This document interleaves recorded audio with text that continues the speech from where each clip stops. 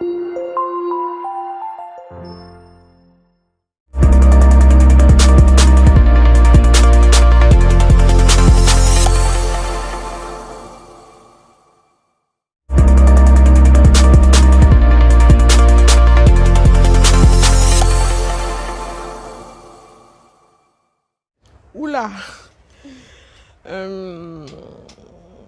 Dans le cadre de mon métier, j'ai eu une affaire qui m'a beaucoup traumatisée et qui m'a poussée à vouloir vulgariser le droit.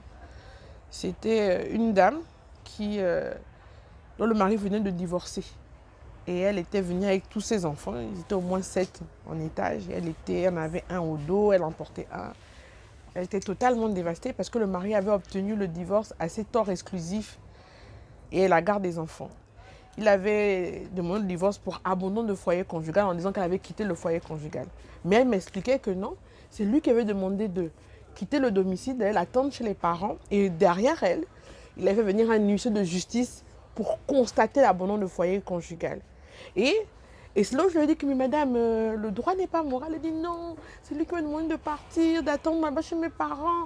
Et je me suis rendu compte, mais combien de femmes dans son cas ne connaissent pas leurs droits? Combien d'entre elles ne savent pas ce qu'il faut faire et ce qu'il ne faut pas faire? Donc j'ai décidé de vulgariser le droit, de sensibiliser les gens. J'ai d'abord commencé sur Facebook, après par des conférences, après par des livres, après par des séries. Une série qui est déjà sortie sur Canal+. Parce que je me suis rendu compte que la pire des meurtrières, c'était l'ignorance. On dit nul n'est censé ignorer la loi, mais qui prend la peine d'enseigner la loi à ceux qui ne la connaissent pas?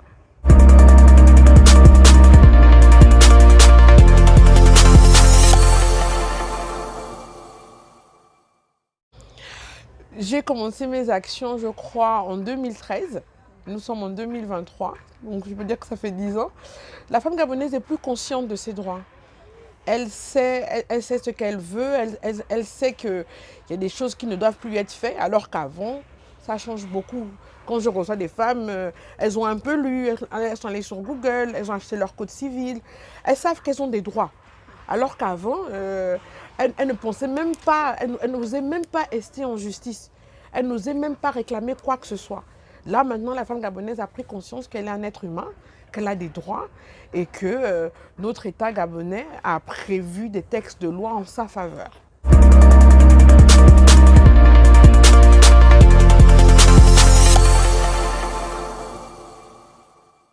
La résolution 1325 a été faite dans un contexte bien donné.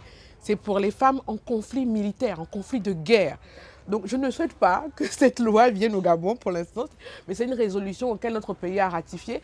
Et le côté positif de cette loi, c'est que pour éviter ce genre de conflit, parce qu'on s'est rendu compte avec le génocide de Rwanda que près de 500 000 femmes avaient été violées.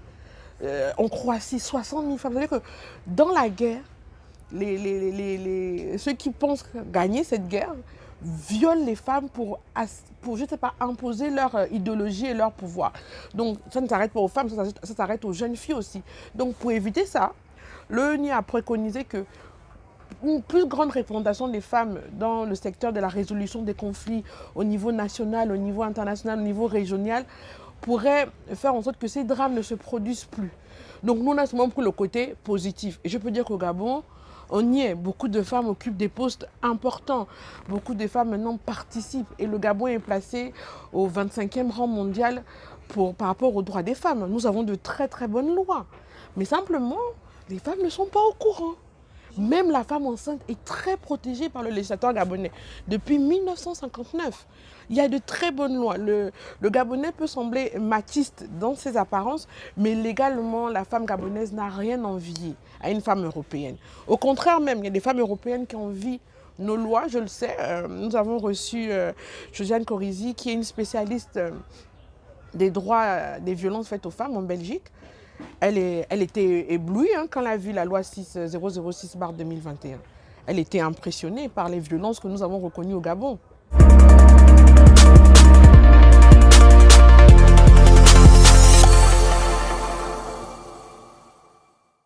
Ah bon, nous avons eu une femme Premier ministre, nous avons des femmes magistrats, nous avons des femmes députées. Bon, je n'ai pas fait de statistiques, je ne sais pas. Bon, je ne saurais dire, pour moi, en tout cas légalement, dans mon domaine juridique, je trouve que les femmes Les femmes sont bien. C'est parce que les femmes ne savent pas. Parce que pour pouvoir appliquer, il faut savoir. Donc, on ne sait pas, on ne peut pas savoir qu'est-ce qui est possible pour nous. La résolution 1325, c'est une loi internationale, hein, vous savez. Nous avons ratifié cette loi. Le Gabon est un État membre, parmi les 192. Mais on essaye, il faut donner le temps au temps.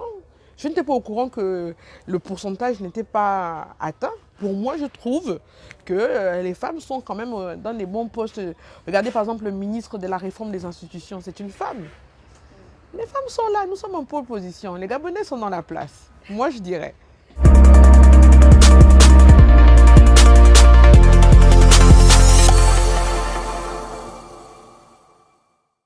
Je ne sais pas si vous êtes au courant de la loi 006/2021 portant élimination des violences faites aux femmes.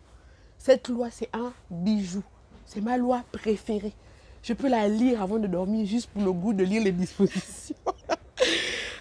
La loi 06/2021 est une loi qui porte élimination de toutes les violences faites aux femmes. Dans cette loi, les violences psychologiques sont reconnues, les violences économiques sont reconnues, les violences patrimoniales sont reconnues. Je vous dis bien que la dame de la Belgique a dit qu'en Belgique, seules les violences physiques sont reconnues. Mais au Gabon, nous sommes allés jusqu'aux violences traditionnelles. Je ne sais pas si vous réalisez. Moi, je dis que c'est l'ignorance. L'élimination de tout. C'est-à-dire que dans tous les domaines, si ton mari est nganga, il veut te faire les choses bizarres avec son moutil, là, tu peux porter plainte. Ton mari se permet d'être marié à la communauté des biens. Il se permet d'aller vendre les biens du patrimoine sans t'en informer. Tu peux porter plainte. C'est une violence patrimoniale. Le mari a des propos outrageants. Des termes que je ne peux pas dire devant vos caméras, c'est-à-dire, vous savez, les maris qui ne vous tapent avec les mots, qui vous tapent avec des poings, mais qui vous tapent avec les mots. Quelqu'un comme toi, tu t'es vu, nanana. Ces violences morales-là, à répétition. Moi, je trouve même que les violences morales sont pires que les violences physiques. Parce que les violences physiques s'estompent. Mais les violences morales restent dans la tête. Beaucoup de femmes ne se reconstruisent pas parce qu'elles sont tombées sur quelqu'un qui, pendant 2-3 ans, leur a dit qu'elle ne valait rien, qu'elle n'avait aucune valeur, qu'elle n'était pas intelligente, qu'elle n'était pas belle. Donc, même les violences morales sont reconnues par la loi 006/2021. Donc, au lieu de nous baser sur la convention, la résolution 1325, basons-nous sur la loi 006/2021 qui est plus adaptée, qui est plus adaptée à notre État gabonais.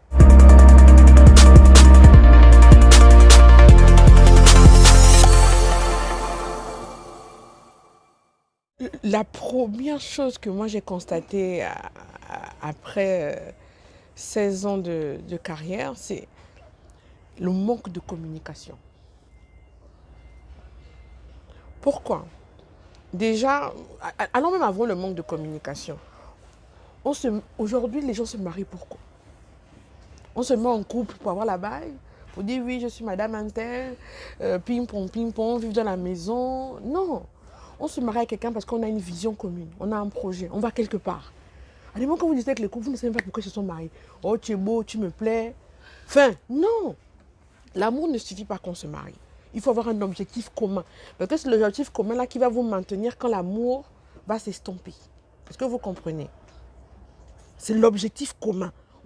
L'homme est le capitaine du bateau, mais c'est pour vous emmener quelque part.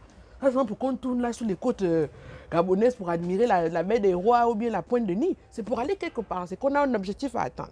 Le deuxième point que j'ai remarqué, c'est le manque de communication. Dès que l'orgueil rentre dans une relation, c'est terminé. Il faut pouvoir dire à l'autre, tu m'as fait mal. Il faut pouvoir le dire de manière à ce que l'autre ne se sente pas agressé et ne soit pas sur la défensive. J'ai remarqué que des femmes, on exprime mal. C'est-à-dire qu'on n'attend pas que le monsieur soit posé, il est fini de manger. Bon, selon chacune, hein, selon il y a des hommes qui sont mieux après, ce que vous allez comprendre ce que je veux dire, après s'être connu, après avoir mangé, ou le matin, il faut choisir le moment où dire à ton mari que ce que tu as fait avant-hier ne m'a pas plu, ou bien ce que tu as fait à un mois ne m'a pas plu.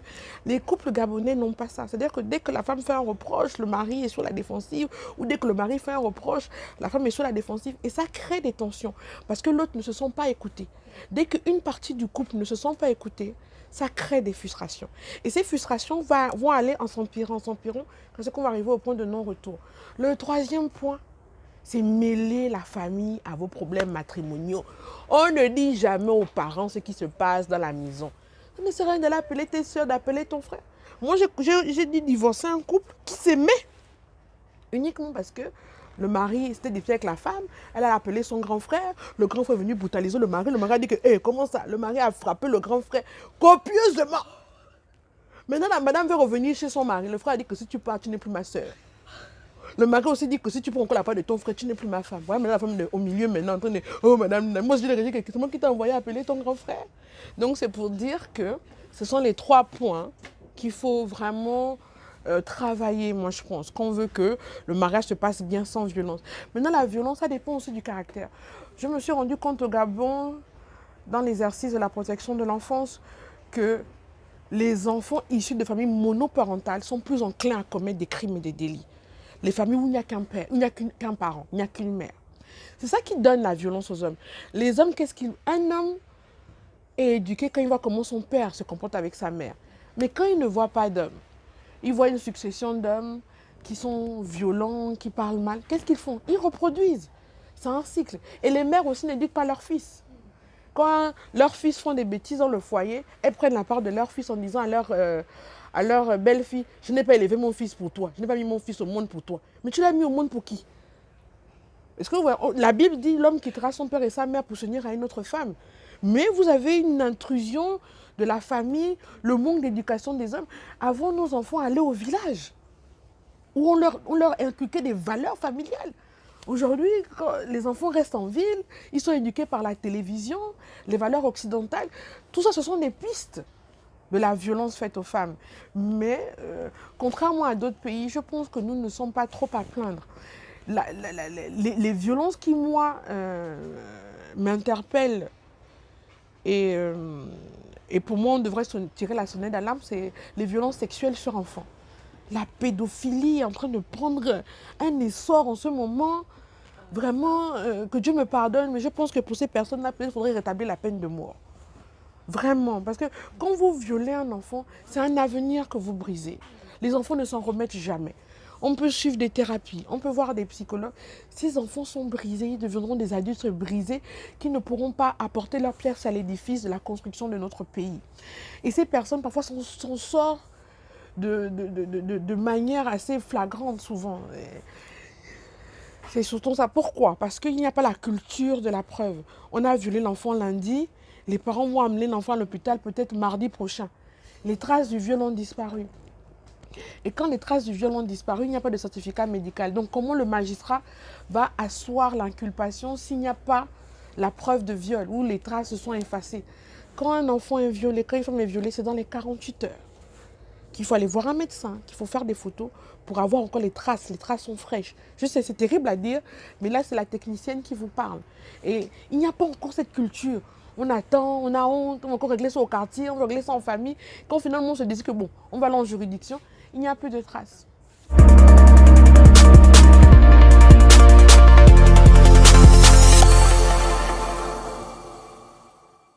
Et tout à fait, la loi 06/2021. Et voilà, quand je vous parle des violences faites aux femmes, les violences faites aux femmes vont même plus loin. Il y a des circonstances aggravantes quand vous violentez même une femme devant un mineur. Si un mineur est présent quand vous violentez une femme, c'est une circonstance aggravante. Et puis le Code civil aussi prévoit des dispositions pour les veuves. L'article 699 a circonscrit les personnes qui doivent hériter. Et beaucoup de gens ne le savent pas. Je regarde fixement la caméra, je ne me regarde plus. L'article 199 dispose que lorsqu'un homme décède, ou une femme bien entendu, lorsque le décujus part, le conseil successoral doit se tenir par 3 groupes de personnes. 3. Écoutez-moi bien. Le père et la mère du décujus, c'est-à-dire du défunt. mais ils n'ont pas le même pourcentage dans la succession que les autres héritiers. Donc le père et la mère du conjoint, s'ils sont en vie. S'ils sont morts, c'est pas grave. Bon, ils n'héritent plus et personne ne les représente. Ensuite, le conjoint survivant, c'est-à-dire que la personne qui était légalement mariée avec le défunt. Et troisièmement, les descendants. Ça veut dire les enfants que le monsieur a légalement reconnus. Maintenant, si le monsieur et vous viviez en concubinage, il ne vous a pas épousé, mais vous avez eu des enfants qui les a reconnus légalement et que ces enfants sont mineurs, la mère peut assister, doit assister au conseil successoral pour représenter les intérêts de ces enfants mineurs. Ce sont ces trois types de personnes qui est. C'est quand ces trois groupes-là, ou ce quatrième groupe et demi n'existe plus, que maintenant on peut se tourner vers les héritiers collatéraux, c'est-à-dire les frères et sœurs. Mais tant qu'il y a même un seul enfant, il peut hériter de tout. Parce que c'est lui l'héritier. Et les descendants ont un pourcentage beaucoup plus élevé que le conjoint et que les parents. Ensuite, si la femme est légalement mariée, il y a deux types. Si c'est un mariage à la communauté des biens, elle a droit à 50% du patrimoine. Et les enfants vont hériter des 50 autres pourcents du père qui reste. C'est ce que nous, on nous dit. Hein. Moi, je suis juriste, j'applique juste la loi. Mais le juriste par excellence de la succession, c'est le notaire. C'est lui qui peut dire avec exactitude le pourcentage de chaque héritier. Donc ça, je vous dis ça en gros selon ce que la loi nous dit. Basiquement, ça c'est la base. C'est la base. Mais maintenant, quand vous êtes marié à la polygamie entraîne automatiquement séparation des biens. Parce que le législateur a estimé qu'une femme ne peut pas enrichir une autre. Donc on part sur le principe de la séparation des biens. Donc qu'est-ce qui se passe? Dès que votre mari meurt, ou votre épouse, je ne veux pas que je sois sexiste, vous devez absolument vous rendre au tribunal, au greffe civile, vous retirez le procès verbal de succession et vous le remplissez. Et vous mettez le nom des enfants, vous mettez le nom de la femme, vous mettez le nom des parents. Maintenant, ce qu'on voit maintenant de nos jours, ce que moi j'ai vu qui s'opposait vraiment à ça, c'est parfois la tradition. Vous allez avoir les gens qui vont dire ah non, mais c'est moi le patriarche de la famille. Comment sont les enfants là qui vont régler les problèmes? Non, je dois être là. Vous avez besoin des successions où le grand-père qui est au village décide que c'est une cousine, je ne sais pas où, qui va venir rester à la maison pour gérer la maison. Excusez-moi, je ne veux pas faire dans le tribalisme, mais j'ai remarqué ça surtout dans les ethnies, les Bapounous et les Fons. Eux, vraiment, les successions, c'est très difficile. La tradition crée un conflit. Lors du séminaire de la réforme de la justice dont nous sortons, que nous avons fait au Radisson Blu, le Premier ministre a dit quelque chose qui m'a beaucoup plu. Il a parlé de l'instauration des tribunaux coutumiers. À Brazzaville, là, juste à côté, ils ont encore leurs tribunaux coutumiers. Ça réglerait le problème de la tradition. Et ça me dérange parce que la tradition s'en sert qu'on veut faire du mal. Alors que la tradition, à la base, ça protège la femme et les enfants, normalement. Mais nous tombons maintenant sur des personnes qui pensent plus à l'argent qu'à la famille. Mais sinon, je vous assure que les lois, les dispositions gabonaises sont très bien faites. C'est maintenant quant à l'application. Mais pour appliquer, il faut que les femmes soient au courant. Il faut qu'elles cherchent. Il faut aller à la maison de la presse, chercher, m'apprendre le code civil. Deuxième partie, lire. C'est important. Si vous ne comprenez pas, allez même sur Google. Il y a des sites comme les Gigabon. Il faut vraiment se documenter. On ne peut plus être une femme en 2023 et ne pas savoir ses droits, et ne pas savoir ce que la loi propose, rien que même dans le milieu professionnel. Et ensuite dans le mariage. Ensuite même le code de l'enfant pour vos enfants. Est-ce que vous comprenez? Donc au Gabon, il y a des lois qui protègent la veuve et l'orphelin. Il y a même une direction générale de la veuve et de l'orphelin affiliée au ministère de la Justice.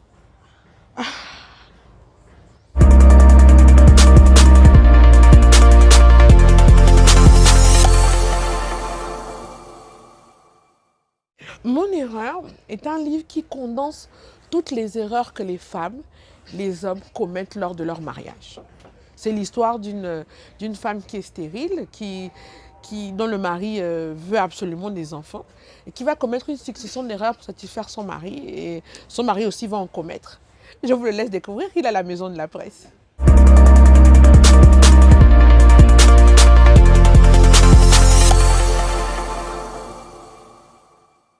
Quand j'étais plus jeune, j'avais deux rêves. Soit être juge, soit être écrivaine. Dieu m'a fait grâce, j'ai pu être les deux. Je suis devenue pasteur parce que des personnes spirituelles ont estimé que Dieu avait mis un appel en moi et ils ont décidé de oindre cette mission. Mais je ne suis pas un pasteur classique, je ne me vois pas prêcher tous les dimanches.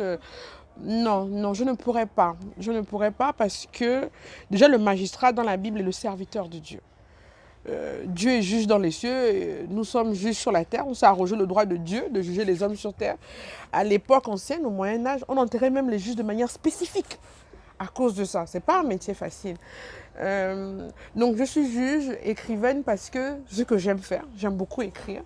J'aime enseigner à travers l'écriture parce que je me suis rendu compte que parler de droit de manière brute comme ça peut paraître indigeste aux personnes. Ils vont trouver que non, non, non, non c'est difficile, on ne comprend pas, c'est compliqué. Alors que quand on le présente de manière ludique, quand on l'introduit dans une histoire d'amour, dans une histoire de bagarre, dans n'importe quelle histoire, les personnes comprennent mieux. Donc c'est dans le but de la sensibilisation que ma plume s'est réveillée et puis j'ai voulu publier. Donc oui, effectivement, j'ai plusieurs casquettes. Je pense que c'est Dieu qui fait en sorte que je puisse gérer toutes ces parties-là. Parce que moi-même, vous dire comment je fais, je ne saurais vous dire. Moi-même, je ne saurais pas vous dire. Mais c'est la passion. Je veux simplement apporter ma pierre à l'édifice dans mon pays, de toutes les manières possibles que ce soit, en essayant de bien faire.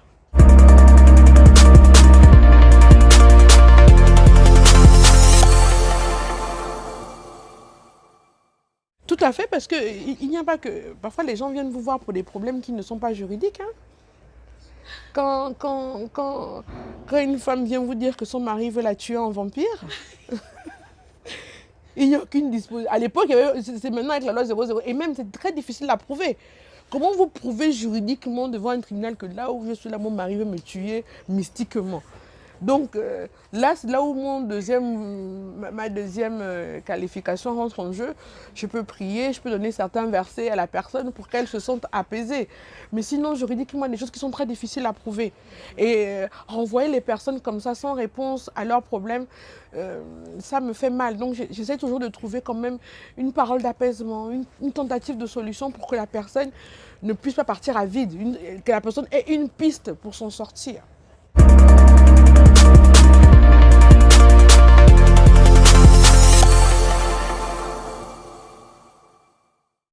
C'est un voyage où j'ai eu le privilège d'être avec lui tout le long.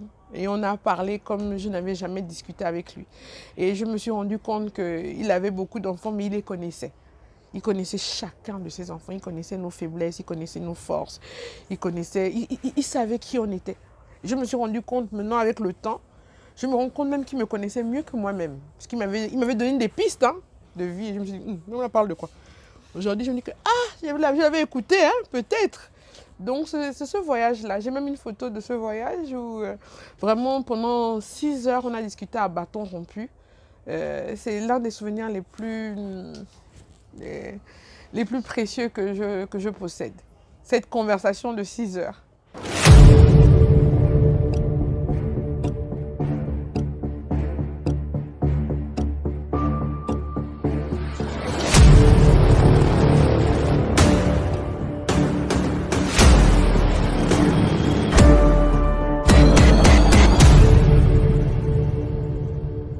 Que pensez-vous de la polygamie? Moi, je n'ai rien contre la polygamie, c'est les bienfaits. Je me rends même compte en vieillissant que je pourrais épouser un polygame. Oui, ce serait très bien, il ne viendrait que le mardi, le mercredi, le reste du temps, je serais libre de vaquer à mes occupations juridiques. Et je n'aurais pas à préparer tous les jours. Moi, je regrette les femmes qui préparent tous les jours. Ah non, moi, je ne pourrais pas. Non, je ne pourrais pas. Donc, moi, je suis pour la polygamie, mais la polygamie bien faite. C'est-à-dire l'homme respecte toutes les femmes, il donne à chacune, et puis il faut qu'il ait un peu d'argent. Pas la polygamie, on est tous les trois dans la même maison, on souffre, il n'y a rien à manger. Non, une polygamie bien faite. Quand elle est bien faite, ça peut être beau. J'ai déjà eu des cas de polygamie qui étaient beaux. Donc moi, ça ne me choque absolument pas. Au contraire, je pense que cette forme de mariage me conviendrait très bien. On ne serait marié que 2 jours de la semaine, ou 3, et le reste du temps, je n'aurais pas à préparer, je n'aurais pas à subir les humeurs intempestives de qui que ce soit. On se verrait que pour se faire du bien. C'est mon point de vue. Mais je peux comprendre qu'il y a des femmes qui n'apprécient pas. Et il y a une chose étrange que j'ai remarqué avec l'homme gabonais. L'homme gabonais va choisir la monogamie. Mais c'est lui qui va encore l'épouser une autre femme à la coutume derrière. L'homme gabonais va choisir la polygamie, mais il ne va pas épouser de deuxième femme. Non, mais c'est quelque chose que je ne comprends pas. Donc je pense que seul un homme peut nous expliquer ce phénomène. Monogame, j'ai jamais vu un seul monogame respecter la monogamie. Là. Il a toujours quelqu'un à côté. Mais le polygame va être là avec sa seule femme, bien, vous n'allez même pas comprendre. Donc oui, moi ça ne me dérange pas, monsieur me dit polygamie, du moment que mes droits sont respectés, j'ai mes jours, je suis chez moi, elle est chez elle, enfin, chacun trouve son compte.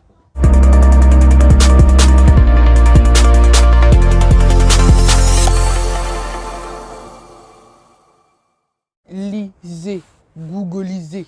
N'ayez pas peur de mettre je viens de perdre mon mari, que dit la loi gabonaise. Google doit quand même vous sortir une piste. Ne restez pas là. Attends, il y a des femmes qui vivent en concubinage, qui sont mariées à la coutume, qui pensent qu'elles sont des femmes mariées. Non. Non. N'allez pas découvrir vos droits au moment où le problème arrive. Soyez préparés. Surtout que les hommes connaissent leurs droits.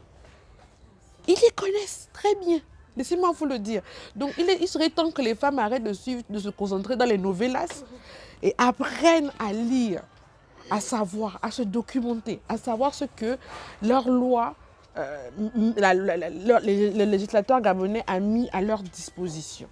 Ce serait vraiment très bien pour elles.